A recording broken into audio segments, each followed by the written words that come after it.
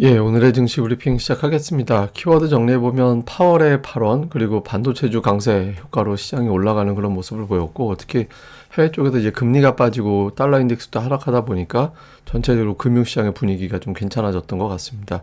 그리고 이제 기관 투자자들이 그동안 코스닥을 엄청나게 많이 팔았는데, 오늘은 뭐 소폭이긴 하지만 어쨌든 매수 전환하면서 매도 압박이 덜했고, 이 영향으로 코스닥이 상승 종목수가 더 많은 그런 모습을 보였고요. 그리고 종목으로는 반도체, 제약주 일부, 그다음에 이제 엔터주들이 특징적으로 상승하는 그런 모습을 보였습니다. 파월 발언 영향으로 오늘 시장이 올라갔다 이렇게 보는 편인데 어쨌든 연내 금리는 내린다라고 언급을 했고 특히 그 인하에 대한 자신감을 갖게 되는 시점이 멀지 않다. 이거 되게 말을 돌려서 얘기한 건데 뭐 그냥 간단하게 얘기하면 생각보다 아주 늦게 인하하지는 않을 것 같아. 그러니까 금리 인하 그렇게 오랜 시점에 인하하지는 않을 것 같은데 뭐 이런 얘기거든요. 그래서 시장에서 이러면 6월 또는 7월 그러니까 여름에는 첫 번째 금리 인하가 단행이 되겠구나. 그러니까 이런 기대감을 갖게 됐고요. 다음에 또 하나는 바젤 3 제가 아침에도 말씀을 드렸지만 이게 왜 중요하냐면 금융기관들이 자본금을 왕창 확충을 해야 된다. 그러니까 이런 어떤 규제를 가하려고 했던 거였잖아요. 근데 이걸 자본금을 왕창 확충하려면 여기저기 투자했던 자금을 현금화시켜서 금융기관들이 가지고 있어야 되거든요. 통장에다 넣어놔야 되는 건데. 근데 이걸 갖다가 이제 하게 되면 시중의 유동성이 축소가 되는 거죠. 근데 이걸 수정하겠다라고 얘기를 했거든요. 그러면 시중에 투자했던 자금을 회수하지 않아도 되는 거니까 유동성이 축소될 걱정을 덜 하게 되는 거죠. 그래서 이런 부분들도 좀 안도감을 준 겁니다. 그래서 파월이 아주 되게 비둘기파적인 건 아닌데 은근히 툭툭 건드려서 좀 걱정거리를 덜어주는 그런 역할을 좀 했던 것 같습니다. 그리고 이제 달러와 금리, 뭐 파월 의장의 발언, 지표 이런 영향으로 이제 달러 인덱스가 좀 빠졌고요. 국채 금리도 좀 내려가는 모습을 보였는데 둘 다 51선 아래로 내려갔거든요.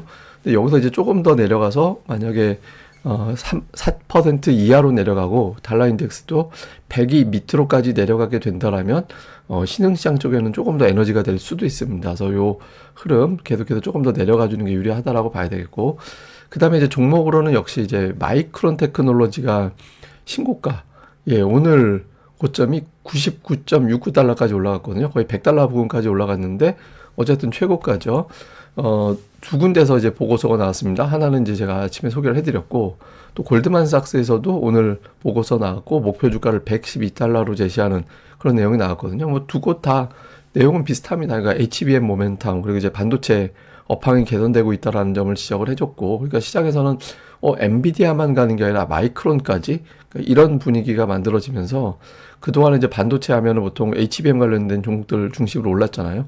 그렇지 않은 종목군들도 일부가 또 강하게 움직이는 그런 계기로 작동을 하면서 시장을 좀 끌어올리는 그런 동력이 됐던 것 같습니다. 그리고 아침에 제가 말씀드린 대로 이게 시장이 6일 연속, 이게 지수를 제가 얘기하는 게 아니라 하락 종목 수가 더 많은 날 얘기하는 건데 6일 연속 하락 종목 수 많았다가 하루 반등 주고 또 6일 연속 하락 종목이 많았거든요. 그래서 이게 근데 7일 연속 하락 종목이 많은 건 1년에 한두 번밖에 안 나와요. 그러니까 작년에 두 번인가 밖에 없었거든요. 그러니까 웬만해서는 오늘 또는 다음 주 월요일에는 오늘이 안 나왔으면 아마 월요일에는 반등이 나왔을 겁니다. 그러니까 타이밍상 반등이 나올 만한 기술적 반등이 나올 만한 시점이었죠. 근데 여기서 이제 뭐 또 올라갈지는 이제 고용 지표가 어떻게 되느냐에 따라서 또 달려 있긴 한데 어쨌든 시기적으로도 기술적 반등이 한 번 정도는 나올 만한 구간에서 반도체와 파월 재료가 맞물렸다. 이제 이렇게 보면 되겠습니다. 수급에서는 개인들만 매도했죠. 개인이 양시장 합쳐서 1조 2천억 원 팔았고 외국인들 이틀 연속 매도했다가 이제 오늘 매수. 근데 좀 아쉬운 건 재료에 비해서 매수 규모가 적었어요. 오늘 뭐 매수 한 5천억 원 정도 들어오고 그래야 되는데 좀 규모가 생각보다는 크지 않았고요. 그다음에 종목을 보면 하이닉스 매수 규모가 다 시장 전체 매수보다 강했거든요. 근데 하이닉스는 사면서 삼성전자는 그러니까 파는 그런 모습을 보였습니다. 그리고 이제 현대차 매수하고 그리고 이제 그 외에는 뭐 이렇게 뭐 밸류업도 사고 뭐 IT도 사고 하여튼 좀 골고루 퍼지게 매수하는 그런 모습을 보였는데 특징적으로는 삼성바이오, 셀트리온 이런 것들이 이제 들어가는 게 있었고요. 기관은 오늘 매수 종목 이제 구분하는 게 조금 애매합니다. 왜냐면 금융투자 6,700억이 들어왔기 때문에 저거는 대부분 다 코스피 200 안에 있는 대형주들 거의 뭐 시총 순위로 이렇게 담는 그런 편이라 오늘 뭐 외국인 투자 기관이 매수했다라고 해서 뭐 특별하게 의미를 두면서 볼 정도 상황은 아닌 것 같습니다.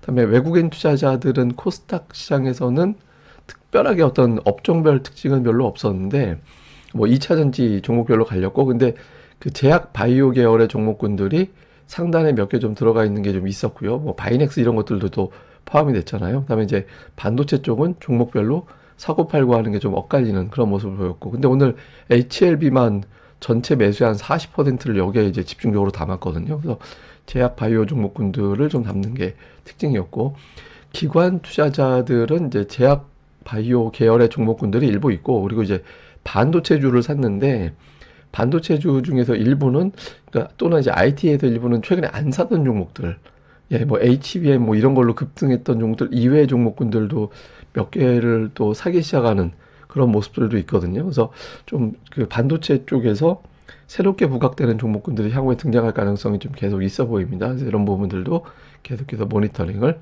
해봐야 될 것 같습니다. 자, 시장을 정리해 보면 고용지표 나옵니다.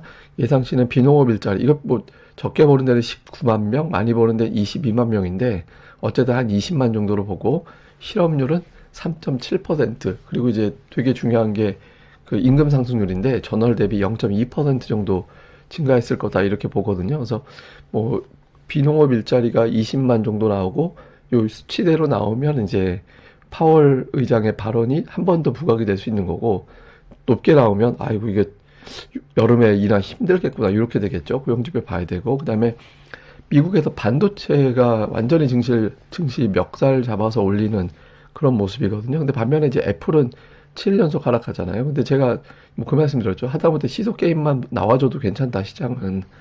예, 그러니까 뭐 애플이 빠지고 중요한 게 아니라 반도체가 빠질 때 또 애플이 올라간다든가 하여튼 이런 식으로 시소 게임이라도 유지를 해주면 시장은 조금 더 긍정적으로 계속 움직일 수 있거든요. 그래서 그런 구도가 나오는지. 그 다음에 이제 코스피, 코스닥이 과매도권 근접하면서 종목들 상승 종목수가 늘어났거든요. 근데 다음 주는 아예 그냥 이제 타이밍상 과매도로 내려가게 돼요. 그래서 이제부터는 좀 그 타이밍상으로는 좀 눌려있던, 그러니까 강했던 종목들 말고 못 가고 눌려있던 종목군들 중에서 일부가 좀 반응이 나올 수 있거든요. 오늘 대표적으로 예를 들어서 엔터주 같은 경우는 엄청나게 하락한 종목인데 오늘 살아났잖아요. 그래서 이런 식으로 좀 많이 그 왼면 봤던 종목군들 쪽에서 또 움직임이 나올 수 있기 때문에 좀 눌렸던 종목들에 대해서도 좀 수급이 바뀌는지 계속해서 추적을 해볼 필요가 있는 것 같습니다.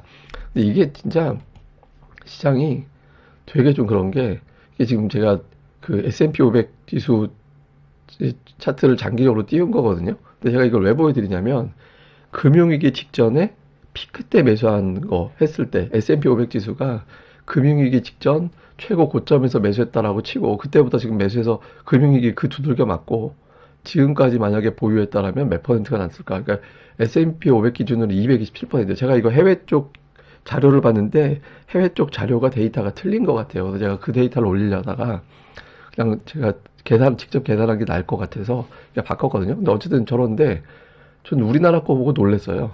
예, 코스피는 저 기간 동안에 무려 금융위기면 2008년이잖아요. 근데 그동안에 코스피가 28% 올랐고요. 코스닥은 3.4%밖에 못 올랐습니다. 이게 이제 우리 증시가 굉장히 어렵다라는 거예요.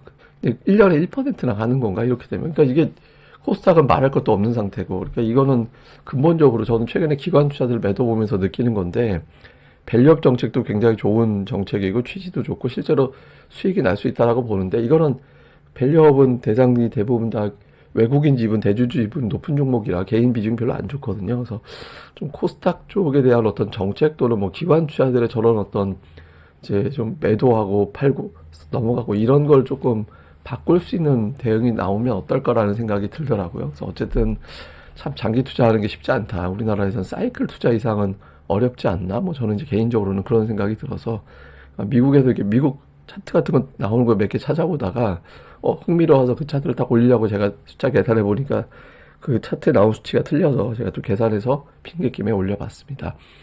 예, 그럼 또 오늘 하루 또 잘 보내시고요. 저는 또 다음 방송에서 뵙겠습니다. 이 방송 구독하기와 좋아요까지 꼭 부탁드립니다. 감사합니다.